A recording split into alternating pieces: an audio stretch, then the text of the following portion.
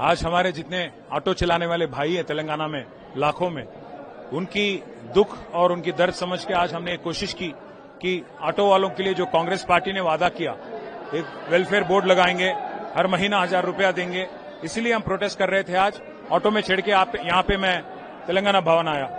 अब इसमें एक इंटरेस्टिंग बात यह हो गई कि जिस आदमी के ऑटो में राहुल गांधी जी ने सफर किया 2 साल पहले, उसी आदमी के ऑटो में आज मैं चढ़ गया। उसका नाम है मशरत अली, और मशरत अली साहब जो हैं हमारे जुबली हिल्स कॉन्स्टिट्यूंसी के हैं।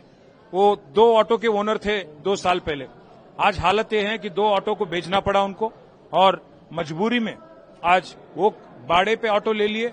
जो आदमी 2,500 रुपया कमाता था, आज उस आदमी का ये हाल है कि 2 ऑटो बेच दिया और हर दिन 1000 से 1200 रुपया कमा रहा है। तो इसलिए मैं राहुल गांधी जी से और यहाँ की कांग्रेस की हुकूमत से पूछना चाहता हूं, क्या यही है आपकी मोहब्बत की दुकान?